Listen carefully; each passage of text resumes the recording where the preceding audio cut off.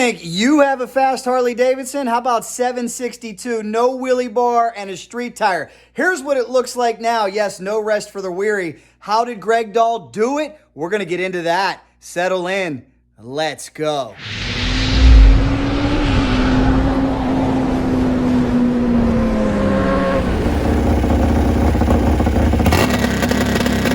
Guys, we're here at one of our favorite stops, one of our favorite machine shops. It is GMS, Gregg's Machine Service here in Uniontown, Pennsylvania, home of some of the fastest Harley Davidsons in the world. And how about Gregg last year going 762 at Keystone Raceway on a pro street, no wheelie bar, street tire Harley. Over 300,000 of you watched it. Just in case you haven't, let's go back.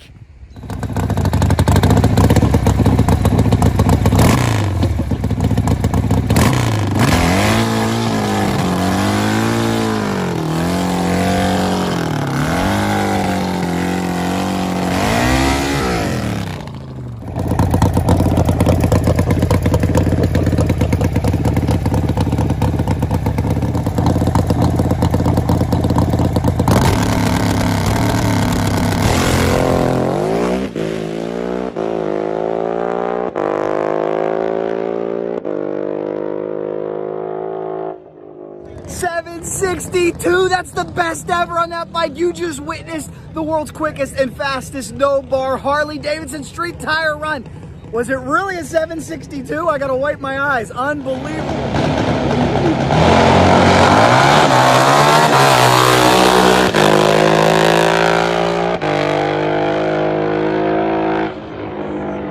Was that awesome or what? Something truly special about a 7-second Harley. Well, what's it take to get there? Why don't we stop by real quick and talk to the mastermind, Gregg Dahl himself, and see what goes in to making a 7-second Harley Davidson.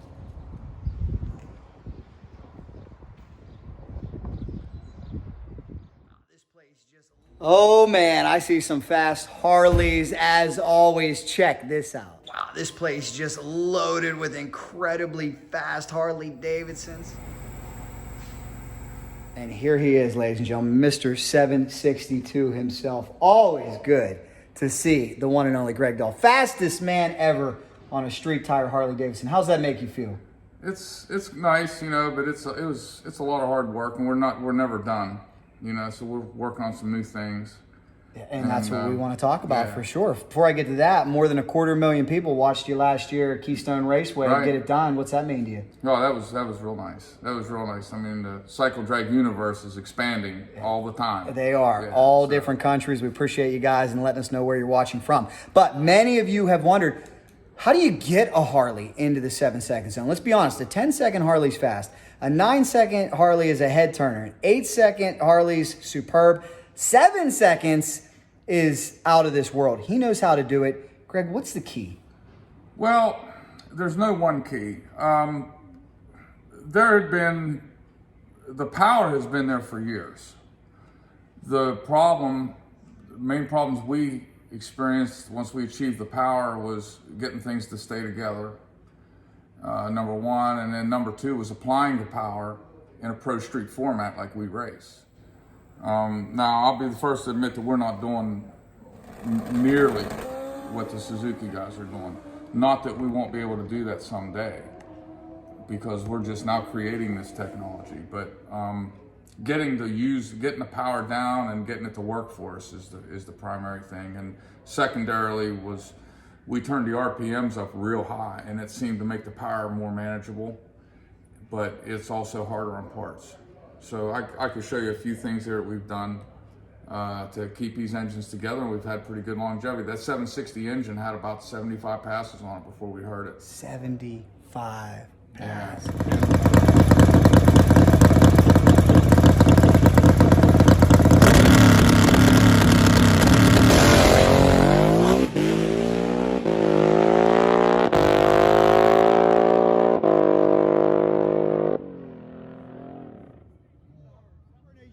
Puff of smoke.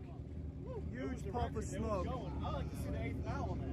If that would have went all the way through, I think that we may have pushed her to the limit. I bet you that went as 470 and 8. It might have. Let's hope no carnage. Let's hope no carnage. That was a solid run up until that.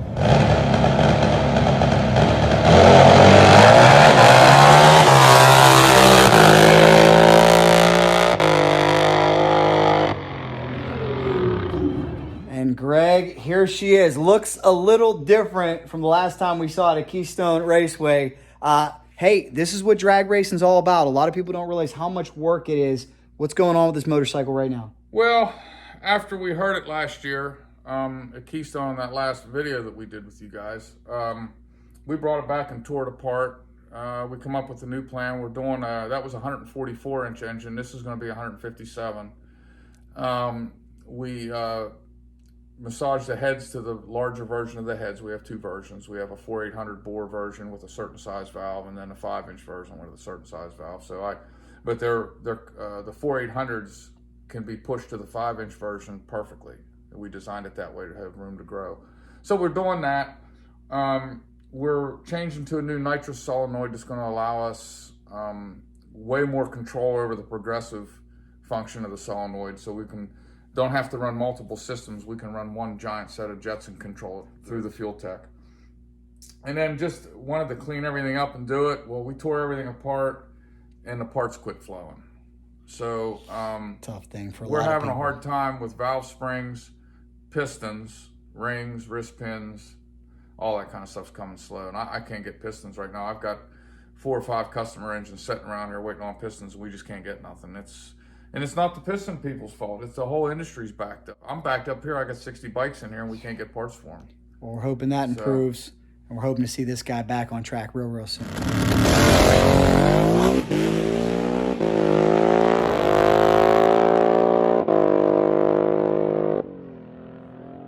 And, we hurt that engine at the end of last year on cycle drag, but that was mainly a tuning call of my doing. It's called go for broke, send it. It's the end of the year. I told Damon to lean it out. He didn't think it was a good idea, and I should have listened to him. We probably would have had that 50, but that's okay. We'll take it. Awesome, man. Well, what are we taking a look at here? Well, some of the things that have helped a lot, have only ever used Victory 1 titanium valves. Okay, Conrad Dahl makes these down in Mooresville, North Carolina. This is the only true one-piece extrusion in the market right now. This thing is made, is all entirely one piece. It's not welded together. It's not forged this way. It's extruded, okay? And I don't want to say a whole lot more about how they make them because I know the process, but I can tell you this is the finest titanium valve there is. Their coating now has been brought in-house. It's a chromium nitride coating. They were using diamond-like carbon, which was also a pretty good deal. But this chromium nitride stuff, it feels wet when it's dry. Wow. It's so smooth. So we've been able to put longevity in the valve train because of the quality of the valves. So that's coming off a long way. Yeah. What else is coming off a long way? Well, we've currently, we'll get to this in a minute, but we've started working with a valve seat company called Martin Wells, and they were known for industrial, natural gas, diesel, and over-the-road truck and heavy equipment valve seats. And the company was re-energized here this past year, and those guys have reached out to me and asked me what I needed in a valve seat. So we tried various blends of the copper nickel alloy valve seats, bronze, copper, nickel, whatever it is. But we came up with a new blend for the valve seats for these things, and they're really good. They hold up nice, they cut nice, and they wear well. So we've been running the new Martin Wells alloy in our valve seat material now. So that's another thing that allowed us to get more runs out of an engine before the valve drop starts to go away. Amazing. Because we're running, I mean, it's no secret, everybody doing this is running 350 to 400 on the seat in our world. Some of the Pro Stock guys are to 500 out here. But 400 to maybe down to 350 in some cases works well for us. And getting a thing to stay together without having to work on it's been a big help, Well, attrition is such a major factor in drag racing, especially when you're pushing the limits like you guys are. Right. I mean, folks out there just may not realize how much work there is in keeping one of these things together when you're chasing a record. Right, and we also use these are Victory retainers. We use those exclusively. And Victory's locks, and it's all forgings. It's not, they're not machined from bar stock titanium, they're all forged. And then, whoops, I knew that was gonna happen.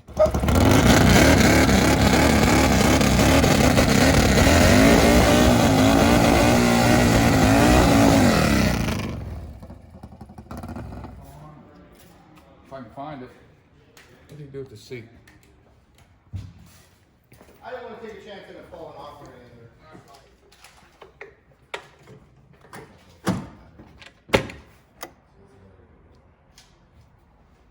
I would end up hurting myself. Those chains don't stretch as much as they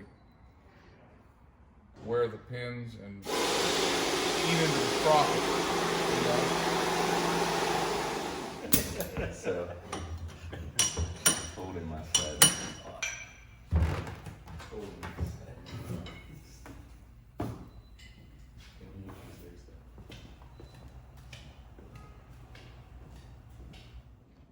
It's amazing, Greg. Okay, these are our heads that I had several S&S castings that I had purchased and was sawing them different ways and welding them back together, and we came up with a port design that we liked. And then I had purchased another program that had the Jessel stuff on it, but it was still like this old school stuff, which is you cut the top of the head down, you put this plate on, I'll get this out of your way. You put this plate on the head to anchor the rocker arms into, and then the pedestals are made into the rocker box and like this. Now, Jessel came up with this quite a few years ago. It was a huge leap over using the Harley Davidson style rocker stuff.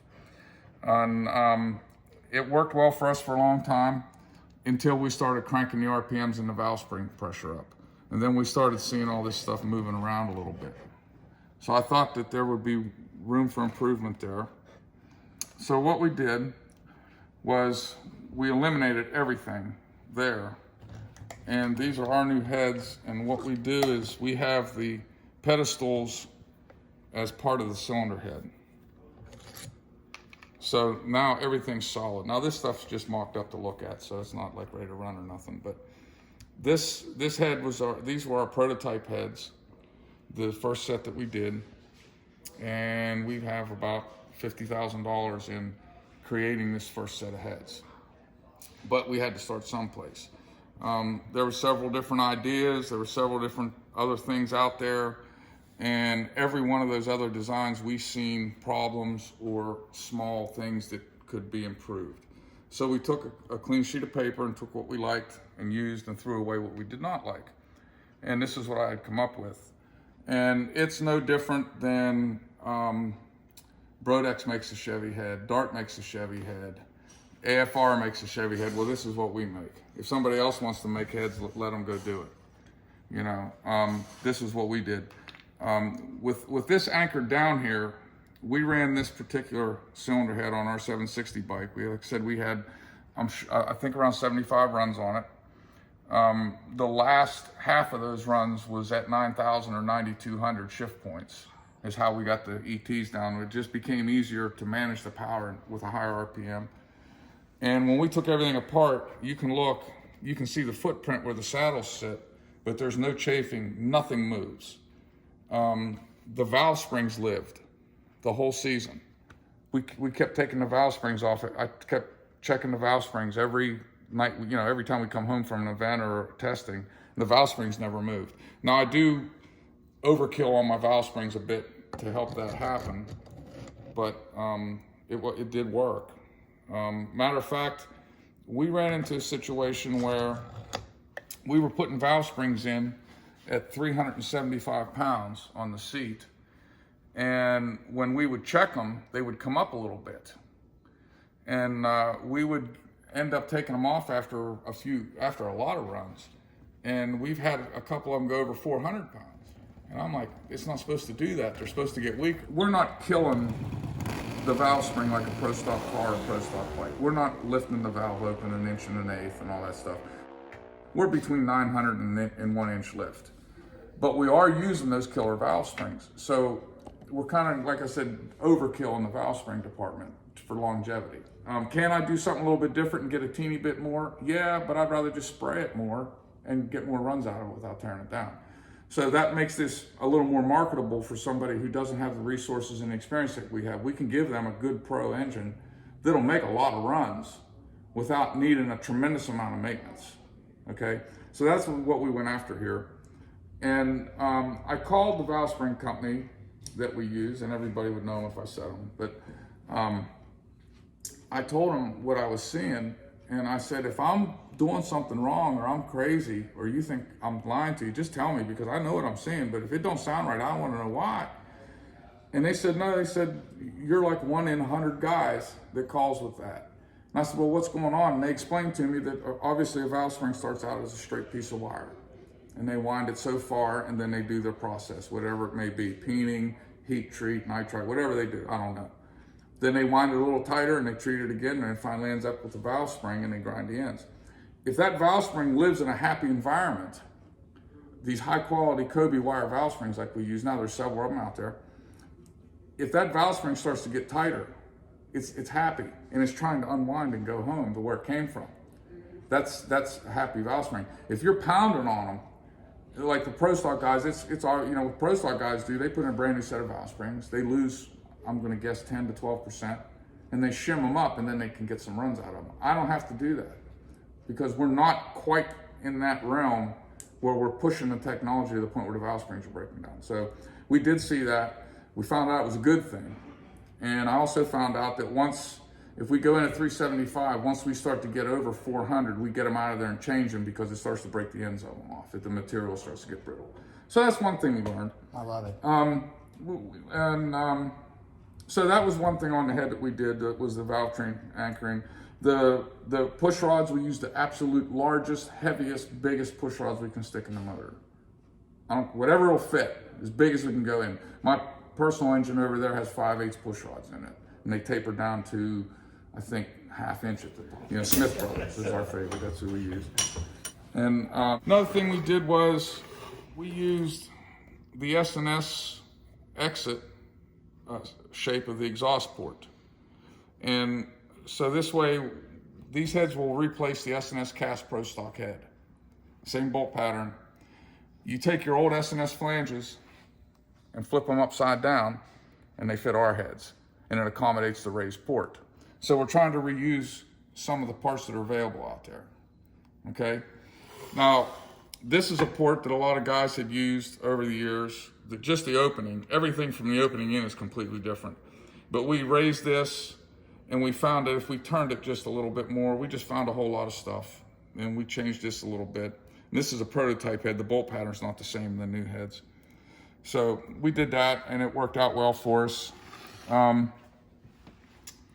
These heads are 12 millimeter spark plug, but I went back to 14s because the availability of plugs in different heat ranges and resistor, non-resistors are a lot bigger, so we went back to 14.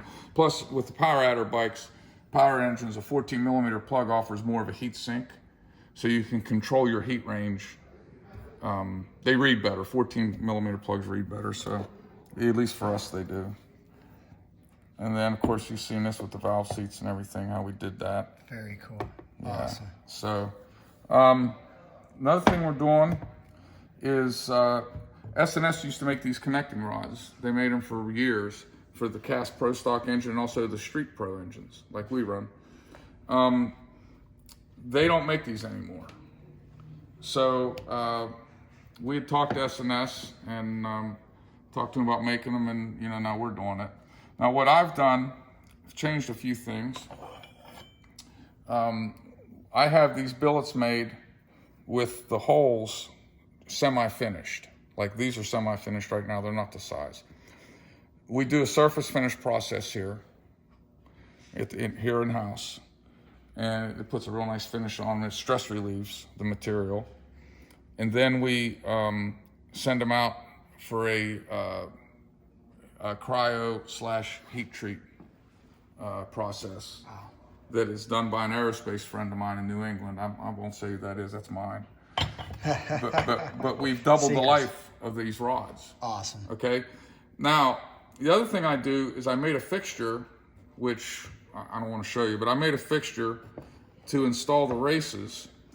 So when we install the races, instead of just free pressing the race in, we have a fixture that holds the rod perfect, and there's tolerances involved. The fixture can't be too tight or too loose or the race will shave. And we heat the rod to a predetermined temperature and freeze the driver in the race, and then we quickly install the races. And we've been able to get more press fit on the race with a super clean install, because I've did test rods already where we've installed the race, and then I've actually gone in there and cut them out so I could see what it looked like pressed in, not pressed out. And we've got nice smooth bores. So we've done better on pressing the races in. And then we don't run any excess of the race to the inside of the rod. You know, I try to run them as even as possible. They might stick out just a hair just to keep the aluminum from touching, but that's it. And then if there's any excess race on the outside, then we have a parallel Blanchard setup with the CBN wheel, and we just touch and parallel grind the outside of the rear rod.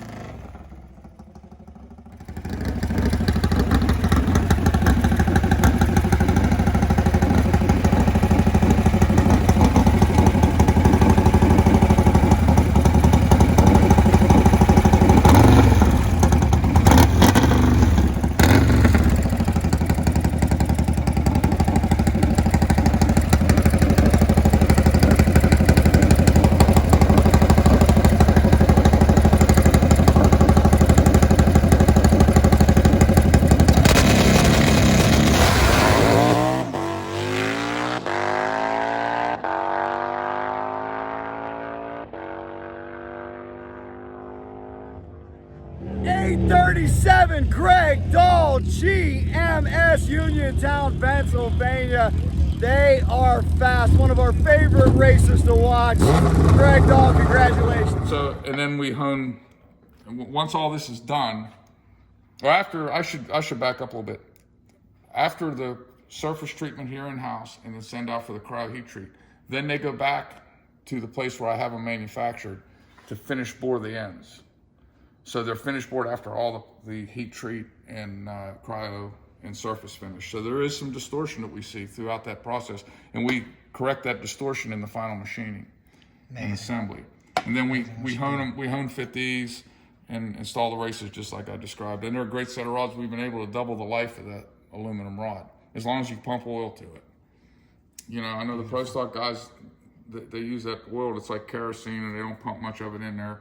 And they're still getting pretty good life out of the S&S product, which was a good product. But we've tried to, once again, like I talked about the valve springs and the rock arms and everything, we've tried to make these engines as durable as possible. Now, I will tell you this, we're right in the middle of the design phase now of making a much bigger connecting rod body at the bottom, and we're gonna move up to a larger crank pin and a larger roller. Okay. For more stiffness and more rigidity, because we're seeing at right about the 450 horsepower point, we're crushing the rollers in these things. So now we're starting to beef things up and go bigger. And you know, I know guys out there saying, well, that's knife and fork, you got to go side by side. Yeah, I know that. But what we're doing here is twofold. We're making what we have better to try to extend the life of the product, and we're also trying to keep a lot of expensive engines that have been out there for years alive that we can retrofit with these new parts and keep guys racing. Very cool. So that's what we're trying to do. Love what you're doing.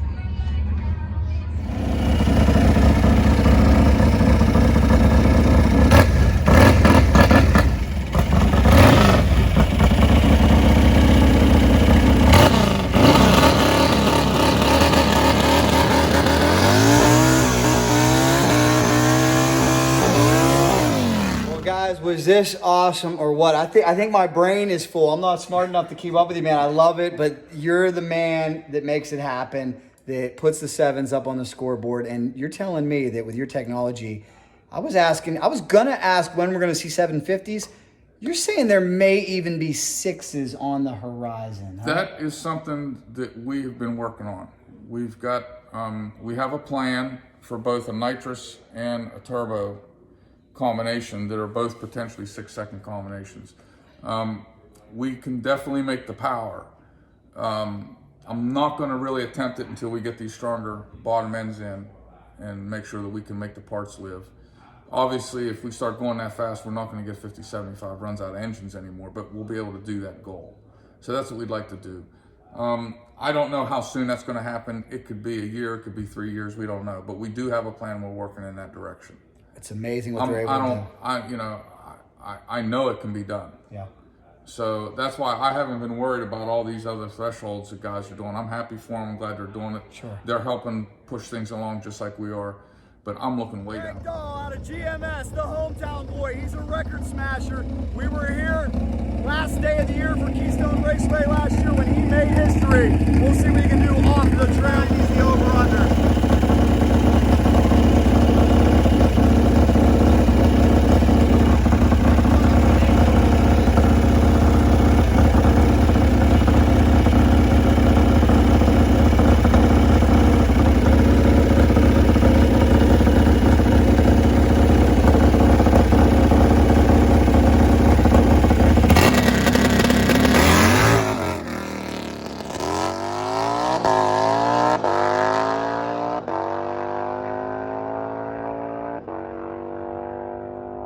Still goes 974. Amazing. That's just the tune-up pass.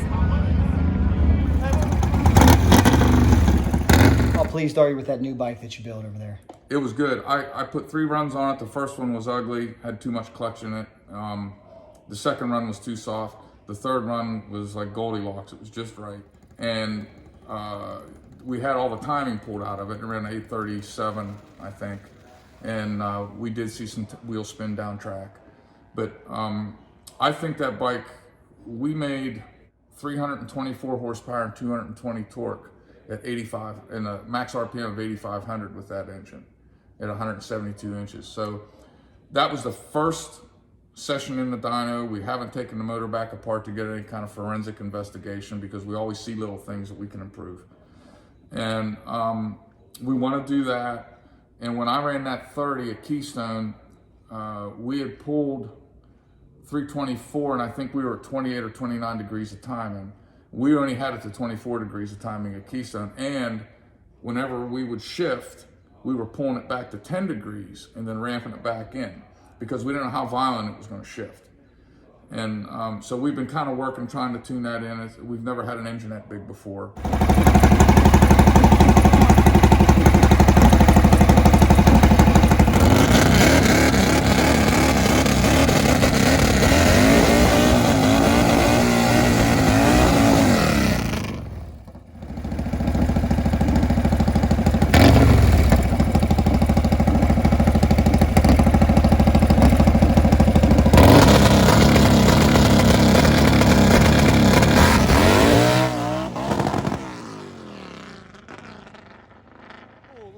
We never like hearing that. What happened, Greg? It didn't shift, that's all. Any damage, you think? Probably not. It's still running. When it doesn't shift, what's the concern there? That maybe the transmission would get hurt? Nah, it's probably a linkage issue. Okay. He'll get it off the track. Well, he's doing a great job, and GMS is, as always. You guys keep it up. We hope to stop by and see you here real soon. Right. Gregg Dahl, GMS.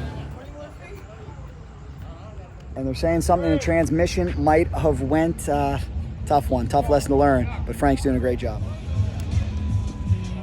So I believe wholeheartedly that the bike could run 780, 795, 799, something like that. It'll go high mid sevens once we get it figured out, and that's all motor. There's no power adder as of yet, but the bike is wired for spray. Ooh. So if we spray it, we know that we can spray it. It'll go faster than my bike. How about that, guys? And that bike's heavy. That bike weighs 650 pounds. That's why it's an exciting time in the world of drag racing. It's an exciting time for motorcycle performance enthusiasts, Harley Davidson performance enthusiasts. Yep. The future's real bright, and we want to thank this guy for all of his hard work. I got a minute? Yeah. A couple guys I want to say hi to. Andy went 798 with his turbo bike. Awesome job, Andy. He was always one of the guys that I followed. I'm happy for you guys. So first 7-second bagger, Yep. unless First Matt Smith had the first 7-second bagger. He don't count. This guy's had a little debate on that, Yeah, right? I don't care. Bagger. I don't FLH care frame, what he does. 45 degree. We give Matt all respect for the Pro Stock bike with the bags. Whatever. But another guy I want to talk about real quick is a friend of ours who was a mentor of mine, was very good to me and Damon, opened a lot of doors for us in the industry. Got us on stage as presenters at the 2017 ATEC conference at PRI, was Harold Betty's. Harold passed away this past week. Author of the book Engine Airflow,